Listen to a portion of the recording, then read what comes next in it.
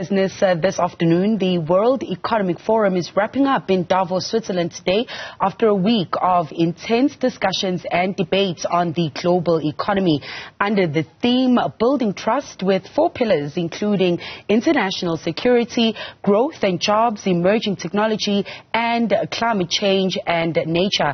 We're now joined by our business editor Xolani Mbanjwa, who is in Davos. And Xolani, as I said, I was hoping to see you there on a sleigh out there in Davos before flying back home. But as the forum wraps up, let's get back into the business of the day.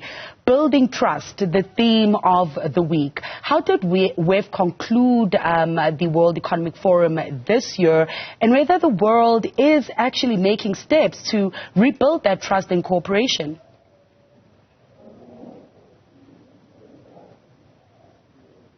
Good afternoon, Ntogozo. You are more likely to see me flying on the back of a pig than out there on the sleigh.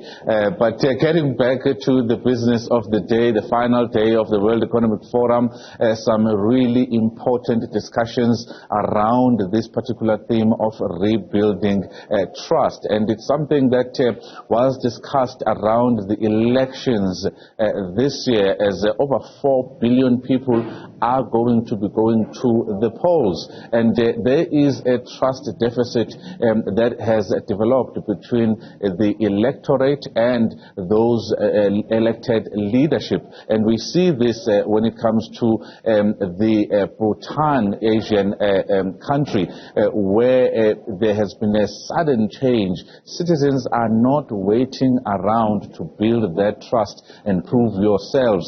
And it has shown with a very popular leader in Bhutan suddenly becoming the opposition, because they were not happy. The people of Bhutan were not happy about the high unemployment rate, which sits at 29%. And they went to the polls to say to the leadership, we don't trust you anymore, and they changed them, suddenly making the ruling party there an opposition. And 4 billion people around the world are feeling uneasy, are feeling the same thing, whether you're looking at South Africa, where there are talks of possible coalitions, or in India or the USA. The world as we know it when it comes to elections is not the same anymore. And one of the experts in a very interesting panel spoke about this, and the fact that citizens are not longer waiting around to get that trust from the elected leadership, because simply some political leaders are untrustworthy. Here is what had to say. You have local trust and local systems of democracy. Then you have institutional trust. And then you have what I call distributed trust. And this is what technology inherently wants to do. It wants to take trust that was very top-down and linear and centralized and distribute it. Now, we've seen this happen with media and information. We've seen this happen with value flows. Now, when those two things get disrupted, it's going to disrupt democracy. Now, the thing that frightens me is that this creates a vacuum of chaos. And what we might call untrustworthy individuals, they understand these dynamics. They understand how to take all these fragments and this chaos and create some kind of absolute truth, create some kind of false certainty that is often mistaken for power. And that's where trust flows. So it's not like people stop trusting, they just start to flow in different directions. And of course, Xolani, talking about this rebuilding of trust is really to get the global economy going, create those jobs, see economic growth. And looking at 2024, trade is forecast to continue to be a driver of growth globally. But of course, that trust important there. What are leaders saying at the World Economic Forum when it comes to fast-tracking that trust, when it comes to boosting trade?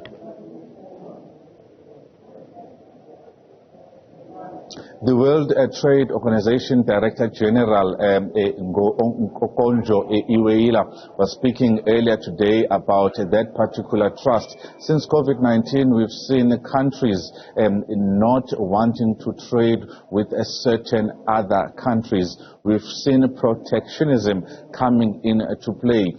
Trade was impacted since 2020, and we saw great numbers in the last quarter of 2024. She was simply saying we need to continue on that road and trajectory and make sure that trade is actually increasing, particularly with countries such as China that have cheap goods and are actually doing quite well. But she was saying the trust that is lacking since the COVID-19 pandemic is still there, although hoping that 2024 will be a better year. That's the main reason, of course, one of the main reasons many of these world leaders and heads of state and businesses are here at the World Economic Forum in order to rebuild that trust and those trade routes, particularly as we had a large delegation from the African continent. This is what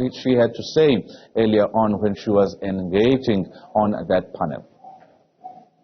Digital trade and services trade is growing fast, especially digitally delivered services trade, growing at 8% per annum.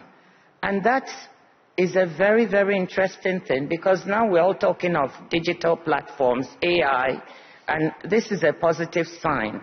And we should be preparing ourselves to say, how do we support such trade? How do we make sure that it benefits small and medium enterprises, women, those at the margin? Green trade has tripled from 2000 to now, tripled in value to $1.9 trillion. That's another opportunity. And finally, I want to say that the reshaping of supply chains, I see that as an opportunity and not a challenge. And when you see it as an opportunity, it could help us look at other sources of growth. If you take just one supply chain that we talked about here, the critical minerals and critical raw material supply chain, we have the possibility that these critical raw materials are found in many developing countries who did not benefit as much from the first phase of integration into the global economy. There is now a chance to bring them in through developing these supply chains in place, because they have two advantages, not only the raw materials, but also green energy. Xolani, outside of, the more than 50 countries taking to the polls in 2024, closer time, next week, we have the South African Reserve Bank announcing their first interest rate decision on the MPC committee meeting, as well as the European Central Bank. Talk us through then from that front, when it comes to interest rates and inflation. Are we closing off the forum a little bit more or less optimistic about the year?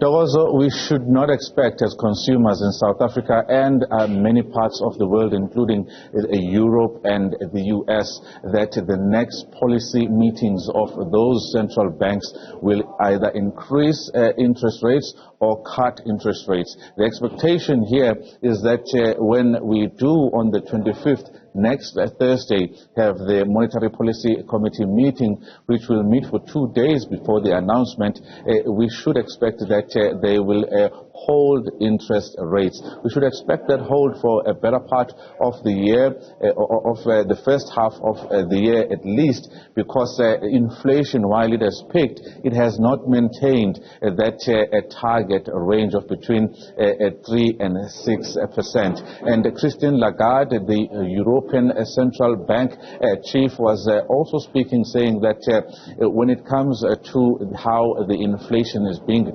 treated globally, they will be cautious in not to cut interest rate willy-nilly, because that would make them go back into increasing interest rates once again. And we've seen from small, medium enterprises to households and big business how that has impacted their pockets. And this is what Lagarde told the room full of government and business leaders about her expectations for the inflation trajectory and economic growth globally, as the economic outlook was also released earlier this week. Consumption is still a driving force for growth, but the tailwind that we had the benefit of are gradually fading. This very strange, extremely tight labour market, still tight, but a little less, and some of the indices that we use to identify the relationship, particularly between vacancies and unemployment, are changing gradually. So less tightness on the job market. When we look at savings around the world, there was plenty of it. Excess saving, with that excess saving pretty much in all advanced economies in particular, is coming down, and from this 10% excess saving, we're getting close to virtually zero. So if you combine these two, job less tight, savings diminishing, clearly consumption is not as strong a force as it used to be. That's one thing. The second thing, which is also beginning to normalize, and I hope Ngozi will talk a lot about that, is trade. Trade went down and was massively disrupted by this goods versus services versus good over the course of the last 2 years preceding 23. But it is beginning now to really pick up. And in October, we had global trade numbers that for the first time in many months was up. And the pattern of trade is changing, but I will leave it to my friend Ngozi to describe that better. And the third normalization, and I have to say that, is that around the world, not including the euro area, around the world, inflation is coming down. And we have seen it yet again in November, both headline inflation and core inflation.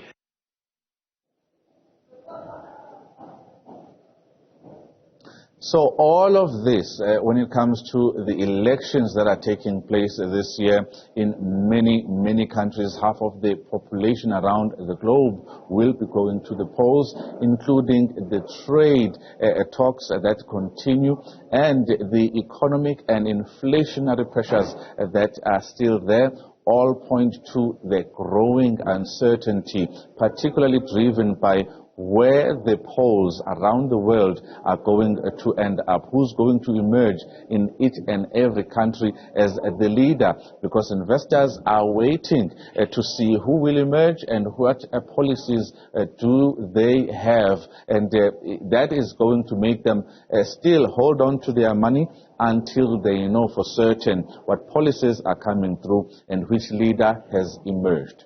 Back to you in studio, Davos.